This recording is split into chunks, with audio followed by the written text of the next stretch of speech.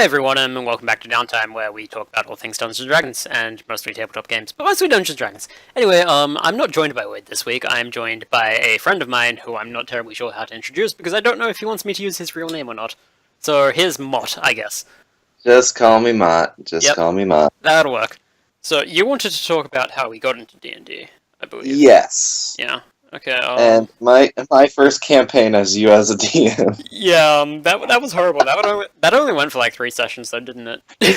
It went for 3 sessions, but it was good sessions. I really loved Olgran though. Olgran was the best. Dude, he was a great guide. I'm sorry about constantly hitting you over the head with his stick, though, but it just felt right in the moment.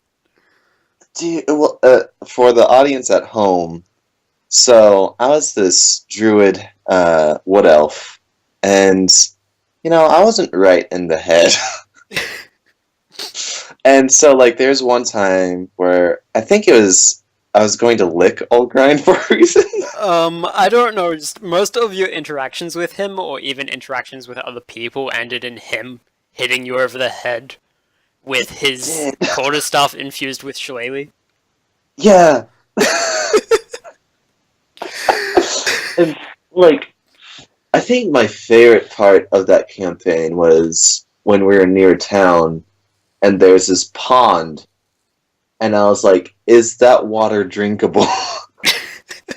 And it was like my first successful roll, and I was like, I guzzled down that crab so fast. Yeah, you had really bad luck in that session, I swear. I freaking did, like, every time. And then there's one where I got, like, 18, and it was Perception against Taiki, and was she that rolled to see if she had natural turned evil? I feel like... Yeah, Yeah, it was. And I was so bitter about that. I was like, when I get lucky, it doesn't matter. She rolled nat 20 in Deception. It's just like, nope, nothing happened. Yeah, I was like, oh my gosh. To be fair, though, I'm not terribly sure that Deception should be a contest for Perception. I mean, depending on how you're going about it. Yeah. Sleight of Hand might have been a better idea. I don't remember the specifics. Ooh, yeah, I think it was like some kind of stone. Oh yeah, it was like the Lich. Oh wait, was it when she was trying to tuck the Lich Stone in without anyone noticing? Yeah, that's right. Yeah, then I would have had her roll Sleight of Hand, not Sleight of Hand, yeah. Persuasion, yeah. I don't know, there were a lot of rolls, and this was, oh god, that'd be what, 2 years ago now? Wow, yeah. Yeah, wow. So. Man, time flies. Yeah. So, since then, you've become a Dungeon Master. I have. Yeah. I've created my own worlds. And indeed. Made weird cat people. You know, you don't need to do that anymore. There is actually cat people in Volos. Yeah, Tabaxi. Yeah. Frick yeah. Yeah. I don't like them. Yeah. So my biggest thing is like every D&D. Well, not every D&D. Like every RPG has that like furry cat race or furry race where the furries can go wild. You say furry race, but they seem to always be exclusively cats. Yeah, that's true. I mean, yeah, they are kind of always cats, aren't they? That's very true. So, just quickly on the topic of you being a DM, though. Yeah. Oh. How open are you to players using like whatever resources you happen to have available for them? Oh, what do you mean by that? Well, technically standard. I say standard in quotation marks because it's technically Adventure League that I'm talking about. It is Player's Handbook +1, so +1 resource. So you can't be like a Kenku Mastermind Rogue, for example, because it just doesn't work. Yeah. Because you need 2 different books for that, on top of the Player's Handbook. Yeah. That's really a tough call. Yeah, but what do you typically do for that?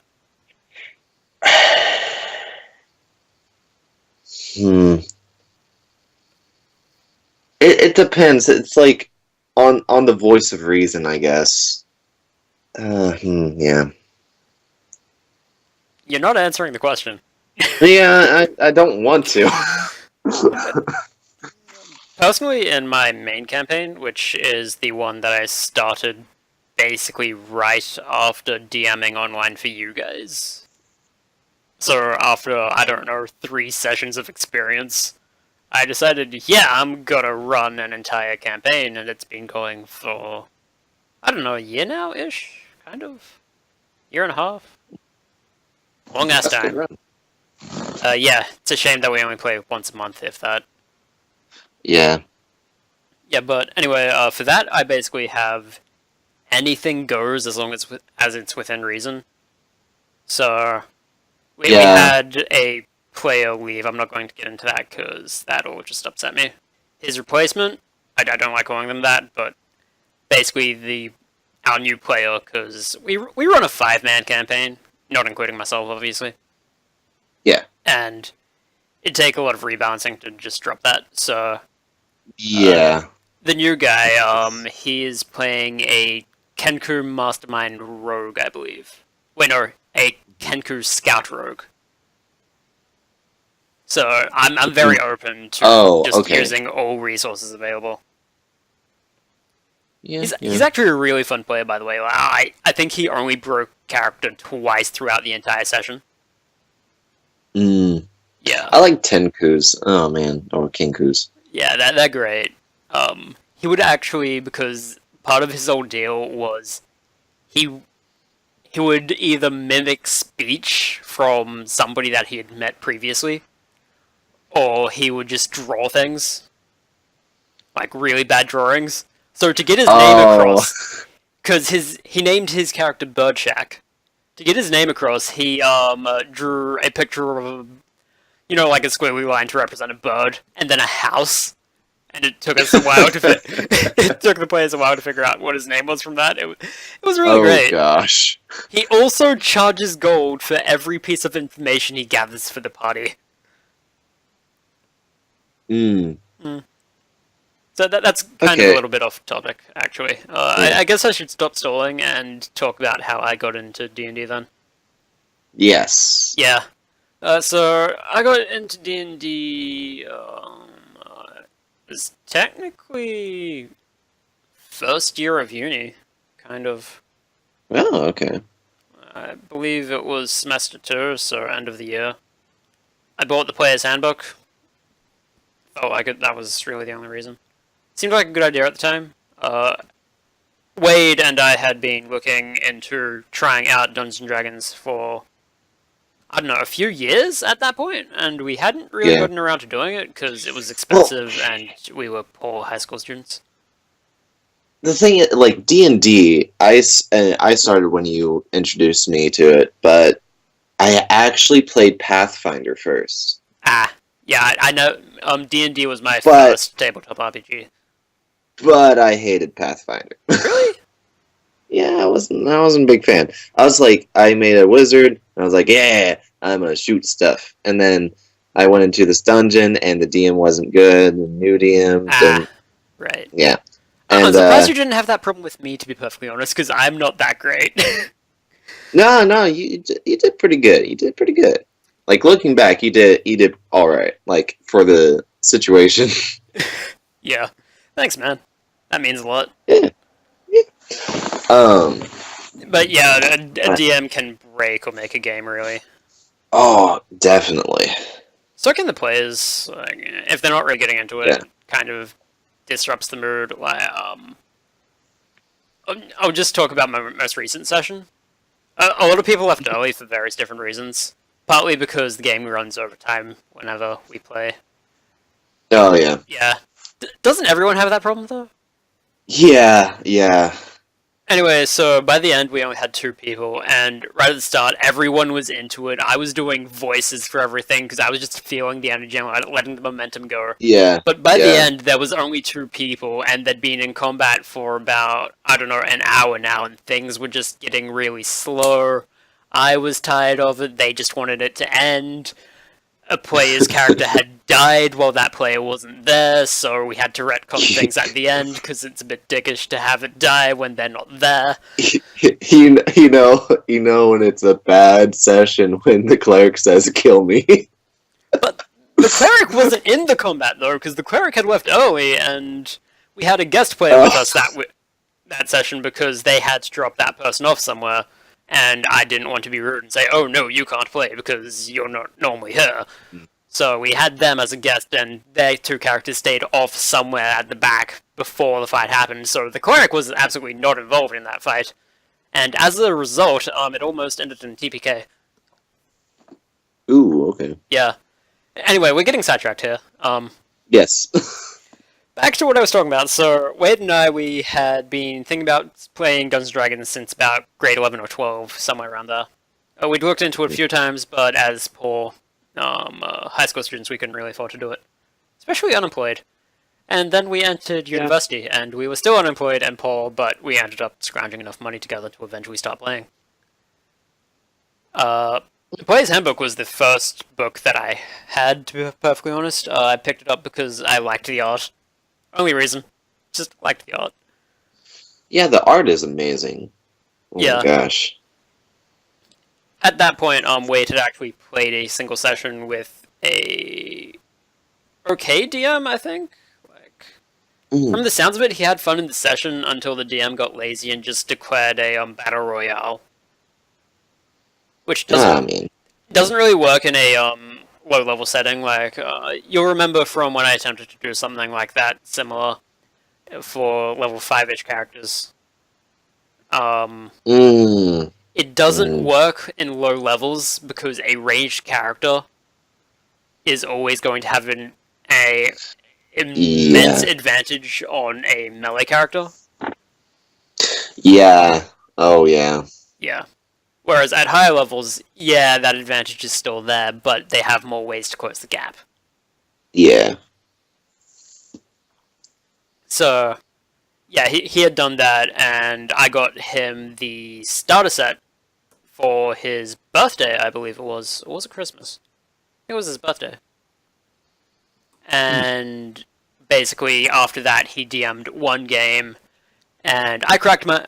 I was in that game. I played a ranger. We played a single session with 3 people besides for the DM. We got our asses absolutely handed to us by the goblins, and then we took out the boss without taking any damage in like 2 turns.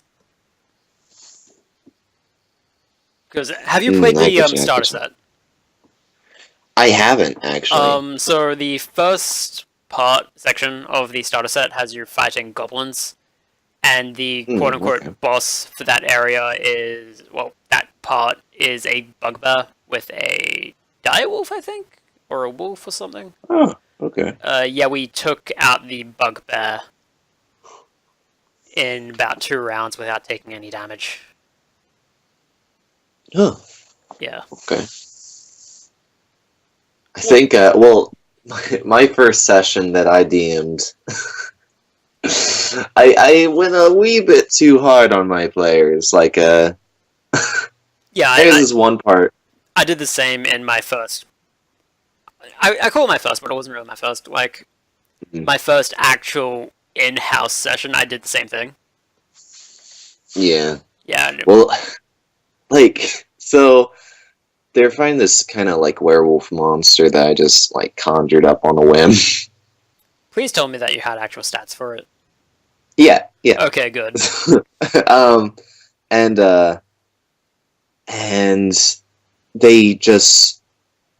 they're having such a hard time doing combat, and I was like, y'all should do this, but then I was like, wait, this is their first session.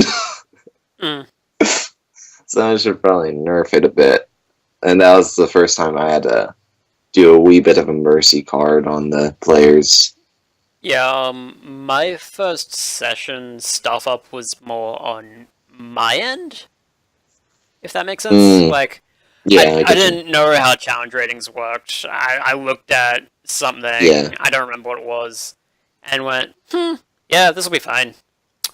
Wasn't fine. It was not fine. Also, because I had printed up these stats from Roll20 because I didn't have access to the monster manual or the Dungeon Master's Guide at that time, and I was using monsters that don't appear in the player's handbook. Hmm. I ran into a little bit of trouble because I accidentally used the stats for the big bad right at the end for these swarms of insects. I think it was centipedes or something. Oh, okay. So yeah, that got me into a little bit of strife. Nothing really terrible happened in that session per se until they got to the end. I think it was against an Ankh or something. I don't know. It's like a big ant-like monster. Yeah, that thing. Oh, yeah. Yeah, it was against that, and I one-shot, like, not even one-shot to unconscious, one-shot flat out one of my players. Oh, really? Yeah, I felt bad about that, so we immediately had a Goddess of Luck come down and revive him. What a lucky. To be fair, though, Lucky he you. had named his character, I think it was Google Translate Scandinavian for useless guy. Was that Wade's? Yeah, it was Wade's character. Oh, Yeah, okay. You're telling me about Wade's character. Yeah, Dragon Slosh, I don't remember his last name. Useless guy, he was actually pretty useful because he had 15 in everything except for intelligence, so he was basically jack of all trades. Oh, okay. The only useless thing about him was the fact that he thought he was Lizardman when he was Dragonborn. Hmm. Because we were playing before Volos came out with Wizard Folk, so yeah. Ooh, yeah. Yeah. I kind of want to make a Yuantai character, though. That's one character I kind of want to make, but I'm kind of attached to my half-elf right now. I flip between characters a lot. I guess that's part of what makes DMing fun for me, because I can just make these characters without the stat blocks and just have them as NPCs. Yeah, Yeah. definitely. Well, I think go down a few sessions, like me being an alright DM at this time. Like, I've done it a couple times. I am a wee bit experienced. I don't know if I told you this, but there's this one time where there's a group of 5 people, and they're like, let's start Dungeons and Dragons. And I was like, okay, let's make characters. And they're like, okay. And it took about 3 hours to make all those characters. Yeah, that's pretty standard. Not gonna lie. And then it was 12 o'clock. 12 a.m. And they wanted to And keep playing. one of the people said, "So are you ready to do an adventure?" And I was like, "Well, like the thing is like, I was like, I was not planning this. Like, I had a little bit of the campaign planned, but nothing too major." And I was like, "Yes, sir, we are." Yeah, I'm not that great at improv. You were a lot better at improv than me, I will admit. So Oh man, like that's one thing I really do love about D&D is improv. Oh, and actually, speaking of this session. improv, I'm sorry to interrupt your story, but Oh no. it's on my mind. The most recent session that I played, the new rogue, right? So he has criminal contacts because, of course, he does. He's a rogue. And he found this shady figure in a bar that looked human from a distance. But I was just going with the flow and seeing how far I could push things. So what it actually was is when he got closer and sat down next to it, it was a gnome wearing prosthetic legs to appear like a human. That's amazing. It was! And he escaped through a window and left the legs behind, so the kangaroo took them and uses them as improvised clubs occasionally. That's awesome. It's great. Anyway, you were telling me about your story. Well, like, so it was 12 o'clock, and someone was like, "Let's start." And I was like, "Okay, let's go." And so from 12 to I think 7 a.m. we did a campaign. Wow, that's actually really And- long. I don't think I've and had a that campaign that went for that long. like, yeah, well, a 1 session that hour, went for that long. 1 hour was planned, and the rest, like the 6 hours, was all improv afterwards, and that was killer. Oh, because it was just like, don't split the party, don't split the party. Out of curiosity, I don't know if you've ever had an ongoing campaign, but yeah. have you ever given your players training wheels? Like, because I'll explain what I mean. Okay. I have an NPC called Glenur Ganal. You'll know him, of course. For those of you who don't know, he's like this wood elf from this far off sort of desert type land who fights holding his weapons backwards because, that seems cool. It's not very effective, but it seems cool, so... Yeah, well, show.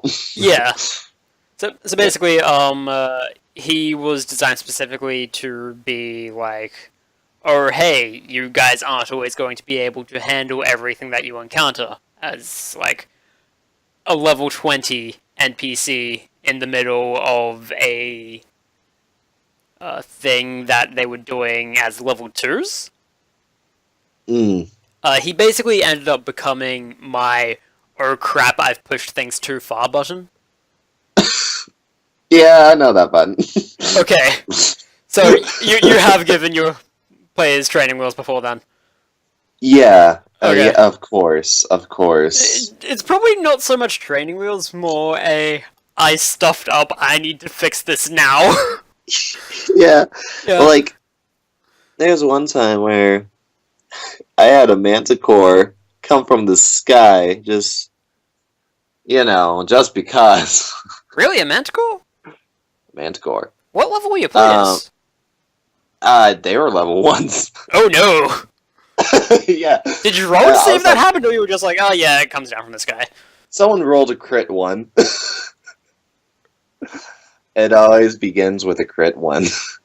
By someone, do you mean you or someone else? It was a player, like, so it was kind of like depending on their action, it would have made or break. Oh, I see. So, like, what happened was, it was kind of right in the middle, like, cultists trying to bring back the primordial age of legendary beasts that are, like, the manticore, the basilisk, stuff like that. Oh yeah, so And I'm guessing it was more of a low fantasy setting then, kind of. yeah. And it was their first session, and I was like, yeah, let's give them something that they'll know. And he rolled a crit 1, and the funny thing is, that was the first session that I've witnessed that had 6 crit 1s. Oh wow. So, this guy, he was going into this room to check if there's shady activity going on, and I was like, roll perception. And he rolled a crit 1. And I was like, you can't poke your head in because you're going to get caught. And I just kind of rolled off that way. Don't say anything, like, don't discourage him at this point because he's been rolling crit 1s. So I was like, I'm gonna give him a little break here and be a little less ruthless. And just say, he can't see anything. And and then the other crit 1 was this guy doing this acrobatics check to, I think, slam a door in someone's face. Or something like that. I can't. Why was that acrobatics? It wasn't that. It was, what was it? I can't remember. It wasn't that, but pretty much he rolled a crit 1 and he fell, like, his face fell into the corner of the doorway. Oh no. And I was like, what is this session? and they were just like, we don't know what to do. And I was like, alright, Manticore, come down the Manticore. And yeah, well, like, they handled the Manticore alright. They knew that they were, like, out of their league with it. Did they run? They ran. It's a good philosophy. Yeah. I have And, players like, that would that's- probably stand and fight. That's the thing, is like, that's always a good lesson to teach new players, is you can't win them all. Yeah. That's definitely a big one in my book. I also like the, I don't know which stat is your favorite in D&D, but Charisma is mine. I love Charisma so freaking much. I personally play high dex characters, but I would have guessed that, like, it's not yeah. really fun to role play per se unless you're playing like entertainer background. They were kind of from a circus and sort of an acrobat, so Yeah. they're constantly doing flips and all that. Having a drunken master monk with that background would actually be really interesting, actually. that would be really cool. I now have a new character concept for a character that I'm never going Yeah. to play. Sweet. Writing it down. Yep. So, Put him as an NPC in the next one. but anyway, so where was I? Dexterity is probably my favorite stat in general, but for roleplay, I prefer having intelligence, to be perfectly honest, because it creates a lot of scenarios where if, like, Alistair, I think I've mentioned him to you once. Yeah. Yeah, he was a very book smart, so I was allowed quite often to roll to see if I knew specific things about specific types of creatures and whatnot. And I found that very fun. What I didn't find fun about Alistair, despite the fact that he was one of the few times that I could actually be a player and not a DM, anything not to do with combat, which is what he was meant to be specialized in, failed miserably. But the moment I entered combat, my dice were just like, yep, we're not letting him die now. Kill everything. And it's just like... 19, 18, crit 20. Yeah, it's like, why are you doing this? I don't want to be combat orientated. Yeah. I think we should probably call it there, though, because we have been recording for about half an hour. Alrighty. Yeah, and that's a lot to get people to sit through. Yeah, that's true. Yeah. So anyway, if you folks at home enjoyed, then sweet, let us know. I'll probably link to Mott's YouTube channel if he ever gets that set up. Yep. Cough, Yep. hinting, And cough. one day. Yeah. What else? If you disliked it or you have any suggestions as to how we can improve our content here on this channel, then Leave a please... dislike on Mott's channel. No, don't do that. Just please let me know. You can leave a dislike on this video if you want. If you didn't make it past the 5-minute mark, then please tell me why. But you'll never tell me why, because you're not here to say that. Anyway, yeah, that's really all there is to this. I guess I'll see you next time, maybe. Cheers. Bye. Bye.